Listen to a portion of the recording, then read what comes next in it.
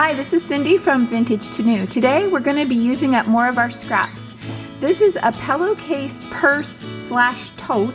It has an inside zipper, pocket, and my special bottom stabilizer that I'll show you. Be sure to sign up for my newsletter below so you'll always be up on all the latest from Vintage to New. So without delay, let's get started right away sewing this purse. So I'm really glad you're here today. So let's get started in making our project. So what I have are some things from my last bins Goodwill trip. I found what I thought was just a beautiful pillowcase. I wasn't sure what I was going to do with it, but I loved this border up here at the top. So we're going to work with that today, and I've decided to make it into a tote. And so I went through my stash and I still have a very nice large piece of batting that we're going to use. This was also in the Goodwill bins on the same trip.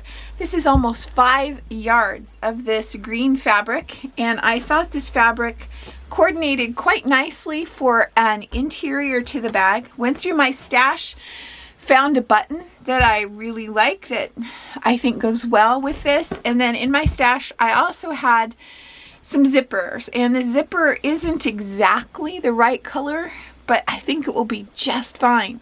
So without delay, let's get started right away making our tote. So the first thing you have to do is decide how big do you want your tote to be. Would you like this to turn into a shopping bag or just kind of a tote purse kind of a deal? I have chosen to cut it at 15 inches. So you could just use your ruler and mark 15 inches from the top or whatever dimensions that you would like. I chose to go 14 inches wide. Now, whenever you're laying out fabric, I always try to figure out how to have the best leftover pieces. So this is the seam that was already in the pillowcase, and this is the fold over here. So if I cut up this side here, you end up with a nice little piece left over that doesn't have a seam in it that we may use for our bag, I don't know yet, or another project. So if I would have cut it on the other side, it would have had a seam down the center. So I'm saving this, putting it off to the side. When I opened this up flat, you'll notice that when they sewed it together, this is nice and flat here, but it's not a completely straight seam up here at the top. So what I'm going to do is cut this down so I have a nice straight side, and I'll show you why in a minute. Okay, I cut off this edge that they had sewn, and you can see that it was quite a bit larger at the top than the bottom. So now what I'm going to do, I have some old sheets that I like to use when I am doing projects. I'm going to cut a piece of sheeting that's a little larger than this and a piece of my batting that's a little larger than this, and I'm going to quilt both pieces of this for my bag. Okay, so I have prepared my quilt sandwiches, and I have the bed sheet on the back. I have my batting, and then the piece that I want to quilt. I used 505 spray. 505 is a temporary fabric adhesive, and that keeps it kind of stuck together while I go ahead and quilt this. I'm going to free motion quilt this, but you could so easily just use a ruler and a Frixion pen, or just something that will come out of the fabric, and do line quilting if you're not comfortable with free motion quilting. So I'm going to quilt this. So I have completed doing the quilting, and if you would like to learn how to free motion quilt, think about projects like this. The cost of this project is a Goodwill by the pound pillowcase, a Goodwill by the pound white sheet, some batting, and that's about it. If you would like to have a video on free motion quilting, put a comment in the section below and I'll do one of those for you. So what I'm going to do now is use my ruler, and I'm going to use my rotary cutter to square it up, but you could also just use your ruler and a pair of scissors to get these nice and squared up. So I have squared up my front and back, and when you're doing that, remember you have on most pillowcases a very strong border or something up here that you're going to want to line up in your side seams. So be sure that you're taking that into account when you're squaring them up, that you square them up so this remains straight across. So that's my tip for that. Then while you have your pieces, cut your lining the exact same size. When you quilt something, it shrinks it up just a little bit, and it also, when you square it up, cuts a little bit of it off. So take that into account when you're deciding what size to cut this at the very beginning. I gave myself plenty, to make some cuts and still have it be a generous size bag. But keep that in mind, that it's whatever you cut this initially, it is going to be a little bit smaller when you get down to this point.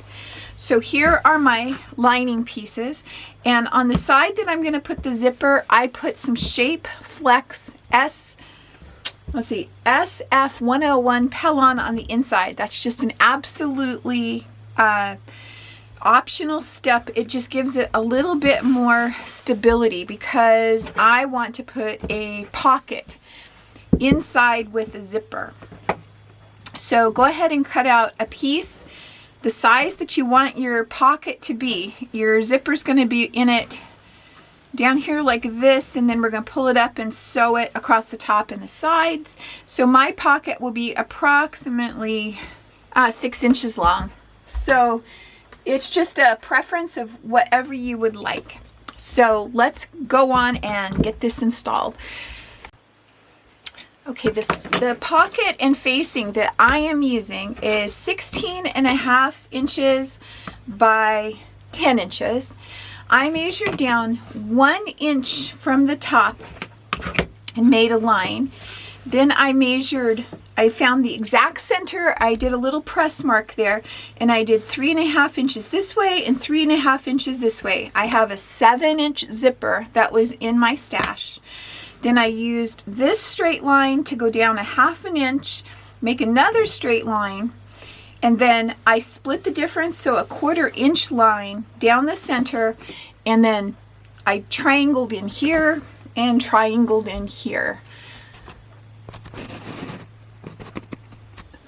So that is what it looks like. I measured down 3 inches from the top of my lining, so that will be the top of my bag. I measured down 3 inches, making sure that this zipper was going to go nice and straight, and I lined up the press centered here and I press centered here, so I knew that it was exactly in the middle. So now what I'm going to do is take my sewing machine and I'm going to sew with a very small stitch length around this entire box on the outside line.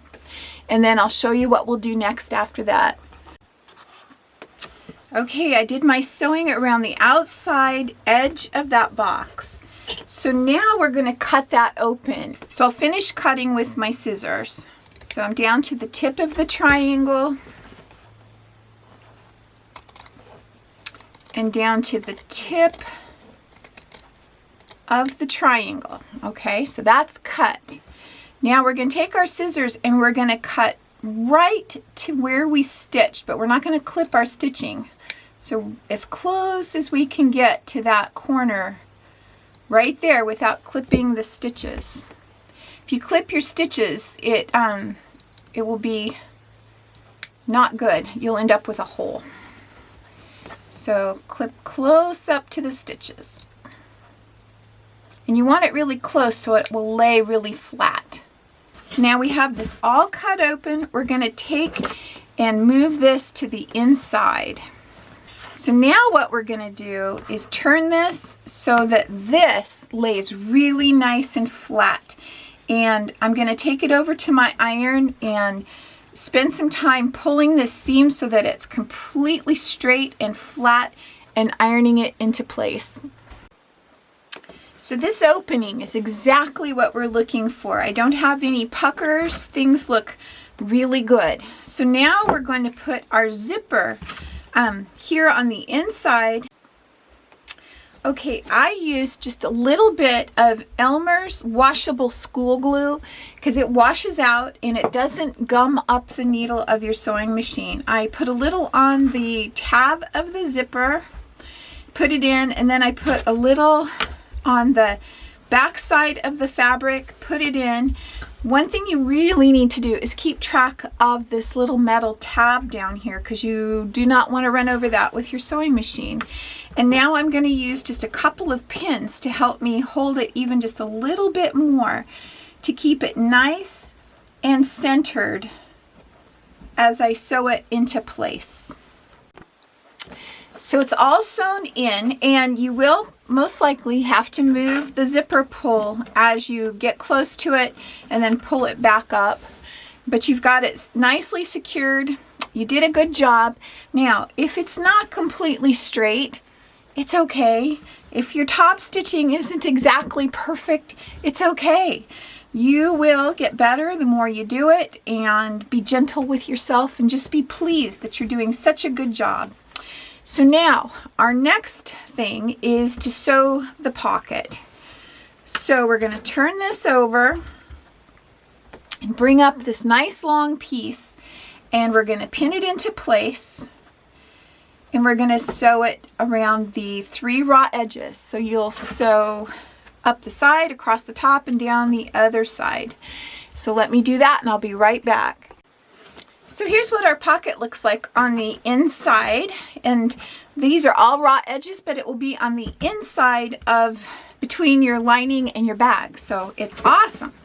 And you turn it over and look at here. You just unzip it and you have this wonderful little pocket that goes down a good 6 inches. Great for keeping your important things kind of zipped up in your tote. So now we're ready to sew the lining together and the bag together. So let's do that. Okay, so I have sewn my lining together. I used a 3/8 inch seam, and I sewed my bag together using a 3/8 inch seam. So I took and pushed out the corner of my bag. So I boxed my corner up, making sure that this bottom seam and the side seam were both open and lined up with each other. I marked up 2.5 inches. Now I'm going to sew across, and that will box the corner. And then I will do the exact same measurements on the lining. So here's what the bag looks like with its corners boxed, and I'm going to leave these on, and I'll show you why in just a minute. For the lining, you can trim off the ears. So just trim off here, and be sure to turn your bag right side out, double check, make sure it looks good, make sure that you like this much of a bottom in it. You can adjust that to whatever you would like. So there's that. So this is, the lining is ready.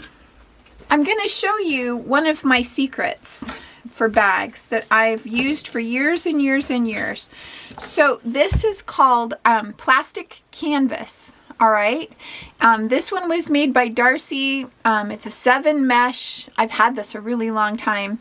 Clear ultra stiff. And so this will give the bottom a little bit more rigidity when you put stuff in, and it won't droop down as much. So I'm going to put a few layers of batting on top of it so that when you feel the bottom of your bag, you don't feel that, that mesh. So here's this. So I just sewed with my sewing machine right over the plastic canvas and the batting. So there's 2 layers of batting on the top, 1 layer of batting on the bottom. Now, I don't have any problem with my sewing machine doing this. I went really slow and it worked just fine. But my machine is an old machine, and sometimes they aren't as fussy. If you have a brand new machine, I would take it really slow and see if it's going to work, but use your judgment if you even want to try it, because you could glue it. Okay, so I pushed out the corners so that they were very sharp, and then I went over and I pressed it with my iron so that this is nice and sharp on both sides. Then I pinched it like this so that we have a nice little place across this side and this side. And then on the inside, I made sure that the bottom seam was pressed open, and where I have my press marks making this a nice sharp corner, I took this piece and just hand tacked it to the bottom seam. And so now I'll show you why we left this fabric in there. So I'm going to turn this right side out and get it perfectly turned out. And then I'm going to double test this to make sure it's the right size. And it is. And so now I'm going to glue this in the bottom of my bag, but I'm only going to put the glue on these tabs, these dog ears right here, because Fabri-Tac glue, it can go through fabric and we wouldn't want it to come out the bottom of our bag. So having all of this area here to have glue would just keep this from floating in the bottom of your bag, and it should work out really well. I really love Fabri-Tac glue. It's really expensive, but it works so well. It grabs fast, but you can reposition for just a few seconds, and it's washable. It doesn't wash out. So I'm going to put glue on each of those dog ears down in here, being careful not to get it anyplace else. So I have glue on the one side, so I'm going to go ahead and set this in on that side, just so that when I'm working on this side, I don't get glue all over on the inside of my bag. I'm going to pull this back, and now I'm going to put glue on this one. I'm sorry you can't see. So I can put a lot of glue on there because it's not going to come through the bottom. And now I'm going to press down my bottom piece on this side, and I'm going to make sure that it's all lined up because I can still reposition it just a little bit. And there it is inside the bottom of the bag. So now I'm going to let that dry, and I think I'm going to go ahead and fold it up and put something kind of heavy on it so that it has something pushing down on it while it dries.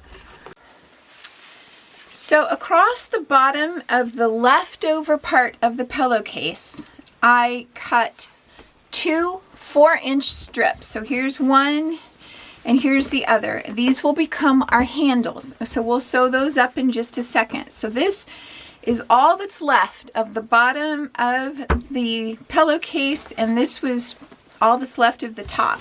So I'm just going to be setting that in my stash, and maybe someday we'll do another video using that up.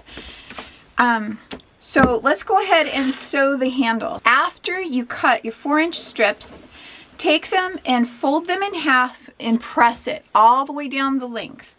Then open it up and take each side and put it in to the middle, lining it up on that middle, and press it. Then take and fold this up and press it so that it's flat, and take your time so that you have a really nice edge that matches up all the way down. Now we're going to take and sew an 1/8 of an inch top stitch on both sides of both of these handles. Now these are just fabric. If you want a little more heft to your handle, you want it to feel more sturdy, you could put some Pellon in it before you do your folding. So let me do this and I'll be right back. So here are my handles, all sewn with the top stitching, and take your time and do a really nice job and get them very straight as you can. Then my preference was 28 inches in length, but that's just a personal preference. You can do whatever the width will allow you to do. I decided I wanted to do a little ruffle around the top of the bag, and so I did 2 widths of the lining fabric, and I had to join 2 pieces together. And if you don't know how to do this, I have a video on that, and I'll link it right here and show you how to do it. So I'm going to trim this off. I'm going to fold it in half, and then gather it up to fit the top of my bag. I measured around the top of my bag and it's 24 inches around. So I took 24 inches and times it by 2.5. I wanted the ruffle to be 2.5 times as big as the top of the bag. So that would be 60 inches. I was measuring it out on my mat, so I just did two 36-inch pieces. I know that's a little bit longer. And then I joined them together. So I'm going to go open this seam flat and then press it. Then I'm going to divide this into quadrants. I'm going to equally space it around the top of the bag gathered. So let me show you what that looks like. I took it and I put the side seams together, found the center front and center back. So now I'm going to put this and find just determine, it doesn't really have a front and a back, but here's going to be the front and here is going to be the back. All right, and then I'm going to fold it in half again, and this will be the two sides. So that way you can evenly distribute your gathers all the way around the top of the bag. So then I went around the edge with a gathering stitch, which is just the longest stitch you have on your machine, and you'll pull the bottom thread to make your gathers and just work them around and match each of the pins to each of the pins around the top of your bag. So instead of trying to pull every bit of the ruffles all from one end, go ahead and just pull out a piece right here. You have to do it carefully so you don't break your thread. But you see, I was able to get a gathering spot started. So then I'm just going to gather between these two pins. And I know that when I get the ruffle gathered so that it fits between these two pins, I know that it's quadrantly even all the way around. And so then I will go ahead and just put a pin in down here at the bottom to hold it, and then just continue on. I started another one here, and then I'll do the same here so that you can get it evenly distributed around the top. Here it is with the little ruffle sewn around the top, and I trimmed off most of the strings. I sewed this on the ruffle at about 1/8 of an inch. When I gathered the fabric, I gathered it at 1/4 inch, just so that you have some reference there. So we have one more thing to do before we can put the lining in. So we're going to make the loop that we're going to use for the closure. So this is another, just a 12-inch piece of scrap, 2.5 inch wide. I'm using the same fabric as the lining, wouldn't have to be. Folded it in half like we did the straps, and I'm going to do the same thing. I'm going to fold this into the middle and back up like this, and you'll end up with a nice thin little piece, and I'm going to top stitch that. Here's the piece, 12 inches long, and it comes up being about 1/2 inch wide. Take your strip and take one end and put it down to the other end. All right. And then just run your fingers up and then tuck it under here so that it goes flat. And you end up with a nice little point at this end. And then I want you to go over and sew across this little part. Sew across the little part right there. So take your button loop and pin it. I'm going to use this as my right side, the side that has the flip up on it. It doesn't really matter. Either side would work. There's really not a right side or wrong side. It's just my preference to use that side up. And I want it at an angle, so I'm going to put it to one side. So here's my side seams. I'm putting it to this side, and I'm putting it this angle like this. And I have it pinned down far enough that I'll be able to sew over these and not sew over the pins. So the next thing we do is we put on our handles, and I put mine 1.5 inches from the side seam, and you do that with each of the pieces, and be sure you don't have any twists in your straps. All right, so now we're going to put the lining in. So this is the lining, and I sat the bag down inside the lining. So I have the right side of my bag to the right side of my lining. The part where we have the button closure, the button loop back here, that's the back of your bag. So you want to have the zipper portion here in the back, because you're going to want to have the zipper be in the back of your bag. You're going to want that loop to come over and button in the front of your bag. All right, so we have our handles all pinned in. We've got everything. So I am going to go ahead and sew at just over 1/4 of an inch all the way around the top of the bag. And remember, we left an opening down here in the bottom of our bag to turn it right side out. If you're having any trouble with your sewing machine sewing through all of this fabric, be sure you have a nice new heavy duty needle. I'm using a 90 needle in this. So a jeans needle, a 90 needle, whatever you have that's nice, new, sharp, and ready to go and heavy. So now that you've sewn around the top of the bag, you need to turn it right side out through the bottom down here. And it will be a little difficult, but if you work it, you'll be able to get it. Okay, so now we have to deal with this opening that's in the bottom of our lining. And so you could stitch this closed by hand, or you could just put it together where the seam would naturally go, and then just use like 1/8 of an inch to close that up. And that's what I'm gonna do. Okay, so I sewed my button on, and the button ends up close to being in the center. I unzipped my pocket, and I made sure the pocket was pushed down, that it wasn't just floating around in there.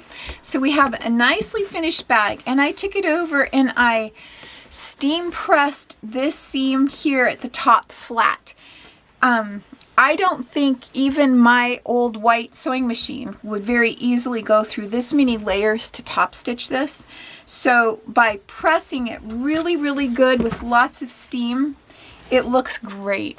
So our bag, made out of a pillowcase, is done. So until next time, this was Cindy from Vintage to New.